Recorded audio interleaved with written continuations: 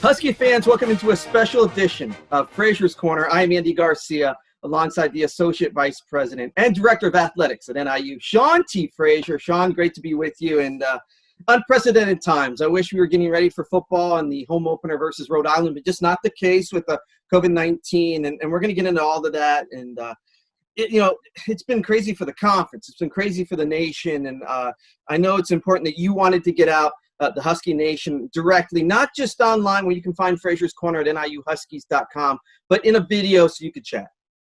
Yeah, this is important now to have some transparency, but more importantly, a dialogue, a conversation about the issues that are going on. These have been unprecedented times. They've been extremely emotional and tough times. We have some ups and some ebbs and flows. But more importantly, it's about, we've got some final decisions with the postponement of fall sports, and we've got some other things that are happening with the school opening up and students coming back to campus, and we still have the virtual medium that we're experiencing now. But it's time to really talk in specifics and get in the weeds in some of the decision-making process. And the better way to do that is in some type of a video, face-to-video type format. We got some questions to get to them. And the first one comes with the decision that the MAC made on Saturday, August 8th, being the first FBS conference to postpone fall sports, which of course included football. There's no secret what NIU's position was on that. But what were the key factors going into that decision? Well, the number one key factor, and people seem to lose this, right?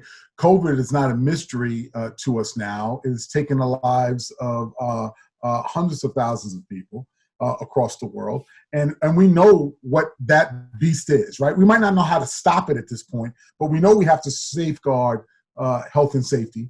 And we have to make sure that we protect our students, our staff, our community, all the people, quite frankly, that make up Husky Nation. So that was the number one thing from the MAC's perspective, and from my room, which is the athletic director's room, was talking about safeguarding human life. So that's the number one key. The other pieces of it was, going into the decision, we have a panel of experts, team doctors throughout our league, clinicians, researchers. As you know, our fearless leader, President Lisa Freeman, she's a doctor, former scientist. We also have others that have that title as well, and also being a president or chancellor. So that was the key component of reviewing the science, reviewing what was happening with COVID, the trends, and then coming up with a decision that, quite frankly, safeguards that and enables us to be able to move forward. Now, of course, several other leagues, the Big Ten, Pac-12, Mountain West, they've come to the same conclusion. They filed the MAC and decision to postpone. As a result of the postponement of football, I know athletics is facing a huge budgetary shortfall. What exactly are the implications, and how will you address them? Yeah, the implications are significant, Andy. I'm not going to lie to you. It's been tough. We are bracing for some significant shortfalls. We're looking at probably somewhere around the $3 million number of shortfall, which with a $30 million operation, that's a quite significant shortfall for us. Some of the financial impacts are going to require some more changes and possible layoffs, and also to just reviewing of what we do operationally. We no longer have fall sports. So we're going to have to pivot about what that looks like. We're going to have to make sure that we're doing everything we can to make sure that we are solvent and that we're fiscally responsible. So we're looking at our personnel. We're looking at how we service the general student population. We're looking at how we can beef up our revenue streams. We are projecting right now at least a minimum 20 to 23% reduction in our ability to raise revenue. So that's a significant number. So if you look at the shortfall of $3 million, and then you take a look at an additional 23% of reduction in our ability to raise revenue, those are some big time numbers, and we have to be able to shore that up. So again, we've got some plans of taking a look at revenue generation. When all this was going on with COVID, I assembled a working group, a financial working group of my senior staff, and we've really drilled down to the penny on everything from an expense and revenue So we were prepared because, again, we're naturally in this. There's no substitute for daily preparation when it comes to the financial model. But again, knowing the issue and living the issue is a different situation. So those big numbers are there. There will most likely be more cuts associated with that. We've instituted cuts at least 15% across the board of all of our athletic programs, all of our sport programs. Yours truly and a number of our coaches have taken pay cuts to a minimum of 8 to 10%. So again, these are all things that have been somewhat documented, but if you take a look at the shortfall, you take a look at the revenue generation reductions, we've got a significant hurdle, significant challenge as we move forward. But I will say, because of some of the things that have happened to us in the past relative to cuts and reductions with state aid, we are prepared at least to understand where the cuts need to go, how we can implement them, and some of the nuances of the new things we've been able to do during our virtual capacity has helped us. And then the generosity of our donors and supporters. So we got to throw all that into the blender. But we do have some significant challenges, and we're looking for folks to step up, both in the department as well as our external community to help us. Well, you mentioned it. You mentioned the donors, and what's the best way fans can support NIU athletics right now, and just how critical is that support? We've talked about it a lot, and you mentioned the shortfall, but I know Huskie fans are trying to help. They may not get their sports right now, but in other ways, how can they help? Well, they've helped so much. So recently, the friendly notes, cards, phone calls, texts, virtual meetings. The biggest thing now is about understanding that, we do have these shortfalls. And I think people understand that and being transparent about that. There's no secret to it. I think right now establishing new revenue streams and doing certain things. We had a great virtual bash, a victory bash that we had online. And we saw the engagement. We saw the energy back in the spring. So those types of things, as well as, contributing, donating to the program, to our general fund, understanding that, we've got some challenges with our fall sports, but we're going to be pivoting and see what we can do in the spring. So sticking with us a little bit longer to see what that looks like. So again, understanding that COVID is always changing, and we're having some uncertainty with that, but we do believe that we're going to be able to have some level of contests that were scheduled for the fall that will then pivot to the spring. So sticking with us with that, and then just, a good old-fashioned support of understanding and keeping the faith of our leadership model. President Freeman, our senior roundtable, our athletic administration, we're all working really hard right now. And this is probably the toughest thing, and I've said this publicly, the toughest thing that I've ever had to be involved with in my career. But the resolve of the Huskie faithful, Huskie Nation, has actually given me pep in my step, because as much adversity that we've seen equal support in the way people talk about what's going on with Huskie Athletics. So keep that positivity. The glass is still half full. We will have momentum back to us. I love the fact that we've rallied behind health and safety, because we understand who we were, and to do that first and to lead the country and the nation speaks volumes to our leadership, both in our league as well as in our current administration. So again, keeping the faith, keeping the support, and understanding that this too shall pass. Huskie Athletic Fund's a great way to support. You mentioned the donors can, they've been out there doing a lot, but one way is the Huskie Athletic Fund. We'll talk more about that later on. Again, this is Frazier's Corner, a digital look at Frazier's Corner, usually online. You can read it at NIUHuskies.com. He's Sean T. Frazier. I'm Andy Garcia here. And Sean, more questions. You talked a little bit about the spring and going forward. What does a spring football season look like? And what about winter sports, especially men's and women's basketball? Yeah, so we plan on, right? So again, as we're going through this process, that's a great question in the sense that, okay, what does the winter sports look like? Right now, we are planning, just like we were planning for a fall, we are planning for a winter. But we do understand that we're at the mercy of health and safety and COVID. So again, if we will make a determination of that particular season, sometime probably during the September month, if we have to pivot or move back, we will do that. But right now, that's not the case. So again, looking at that, the MAC has formed the exploratory committee of scheduling and modeling, so I'm actually on that. Coach Hammock is also on a committee taking a look at the football aspect of what that would look like in the spring. So we're very much attuned to all the different process that is happening both at the league level as well as here on campus. And part of it comes down to making sure that as we're looking at the uptick right now of COVID, and we're starting to see that, we then could be able to start projecting down the line. We do know at some point we're going to have a vaccine. Hopefully that vaccine gets tested during the course of this fall and we'll be ready to go in the spring. But if not, we'll make adjustments to that. I know there's a lot of people chomping at the bit of saying, hey, we just need to suck it up and play through it. Well, that might be good for folks that want to sacrifice life and safety or maybe his or her child. But when you have to oversee and make sure that everyone is doing well, just by throwing caution to the wind with someone's life is not a part of the equation. So I don't want to be as blunt about that, but we'll have to suck it up and do certain things, but we're not dealing with having some over-the-counter medication that we can take and make COVID-19 go away. If that was the case, we wouldn't have the epidemic and the issues that we currently have. So again, we have to defer to the experts, to the doctors, to the researchers, to the clinicians that quite frankly are telling us. And they are 100% lockstep that at this given time, there's too many risks associated with having our young people playing. And I stand by that decision, and I challenge anyone that would say that we would do anything different than that. The great news about our fan base is that they're 100% behind us, and they get it, and they understand.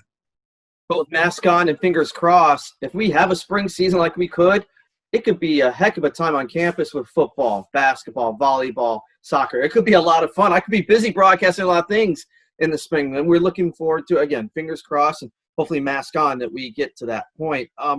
For fans who renewed their football season tickets for 2020, I know you have some options out there. Are those options still available? Absolutely. And I'm so happy that you asked me that question because, if you purchase, your 2020 season tickets, first of all, thank you. Thank you so much for doing that. As a season ticket member, you are the lifeblood of what we do and how we do it here. So that's the first thing. I want to publicly thank you for that. Hang in there. I just gave you the roller coaster ride of indecision and uncertainty. We need you to hang in there. We think there's going to be a spring. We are planning for a spring. We're going to look to do our best effort to make sure we put the model together. It will probably be a truncated, reduced type schedule. We're not looking at for football a 12 a game season. We're looking at half of that, smaller than that, 5 to 7 games maybe. So again, something small in that. The same thing for our other fall sports. So again, stay with us. Hang in right now because they will apply to that. Second, direct us to any of your renewal payments. Would be appreciative. Again, any of that renewal payment going as a donation, we definitely appreciate that. Third, roll your payments over to 2021.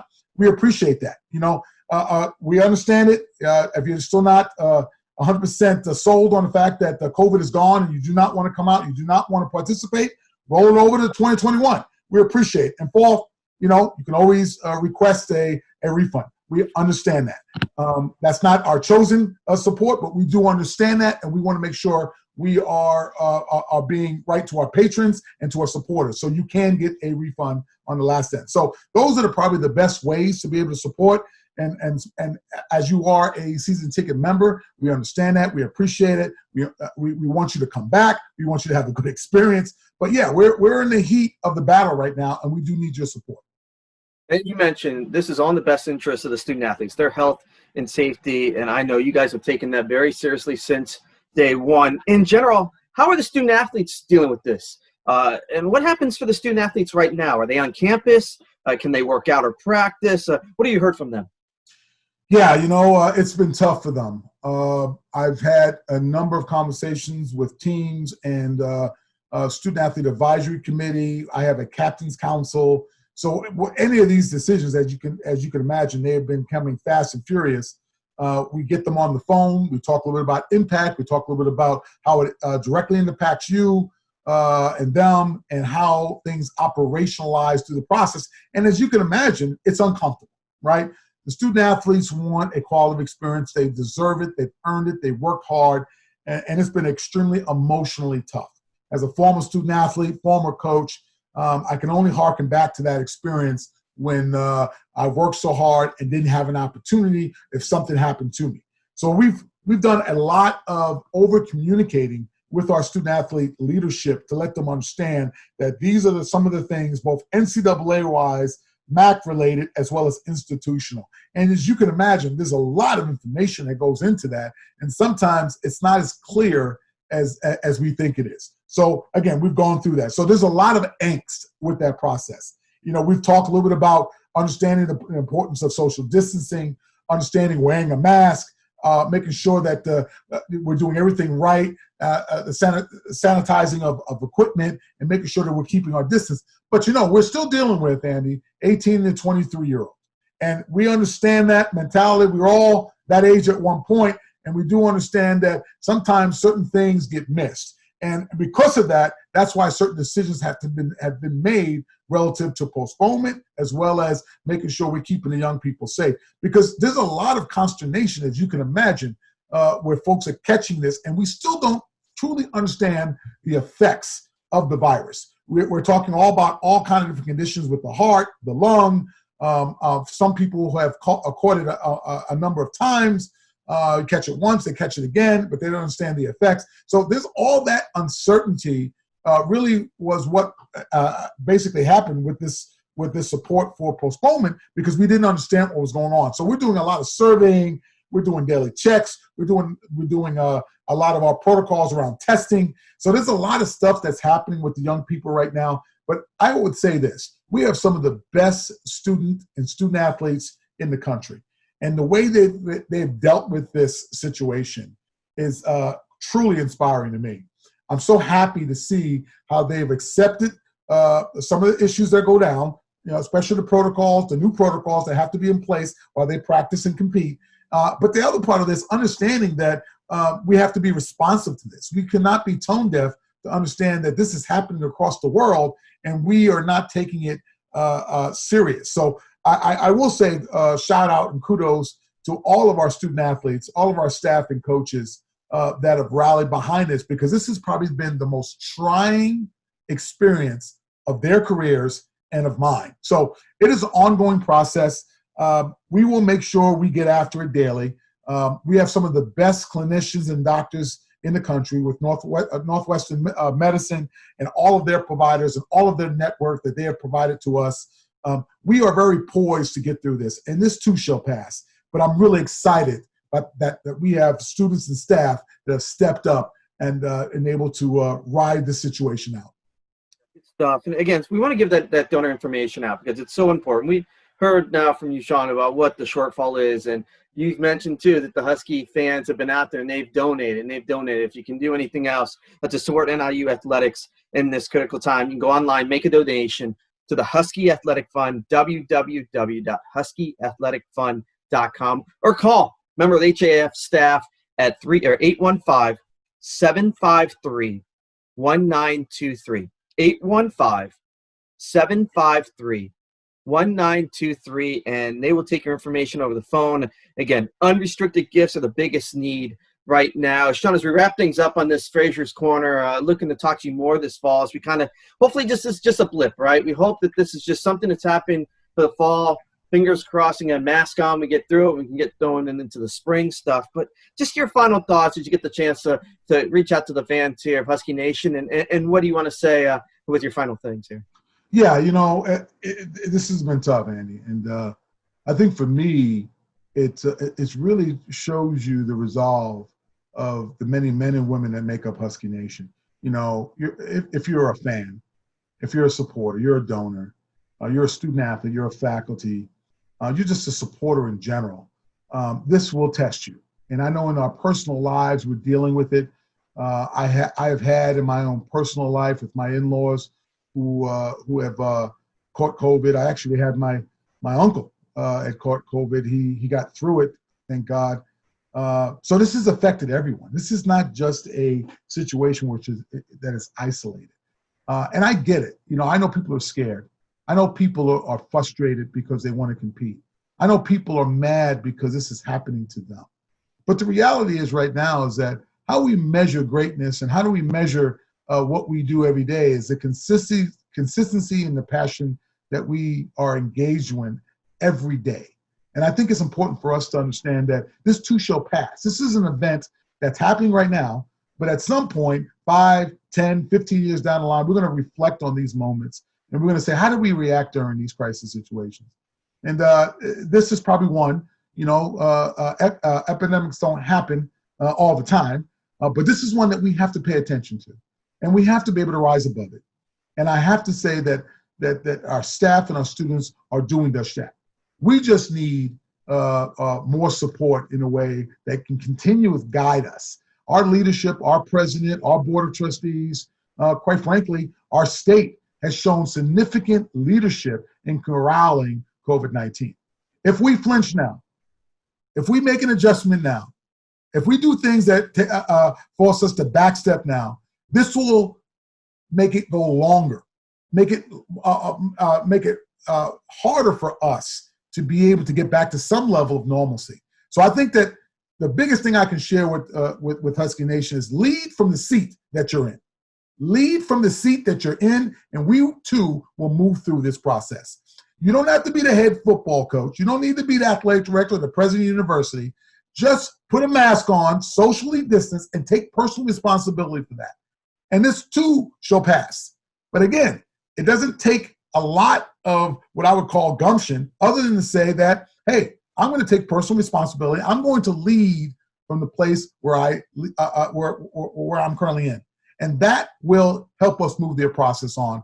And I thank all of those that have contacted, supported, who on a regular basis step up and say, you know what, we appreciate your leadership. And again, we are with you. And I will tell you this, I love you all. This too shall pass, and I'm right there for you. God bless you, and let's go Huskies. Let's make it happen.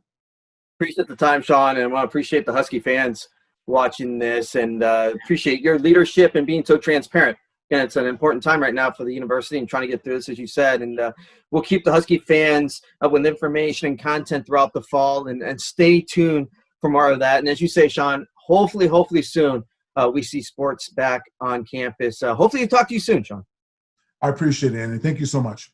For Sean T. Frazier, I'm Andy Garcia. Thank you for watching this special edition of Frazier's Corner. We'll talk to you soon. Go Huskies.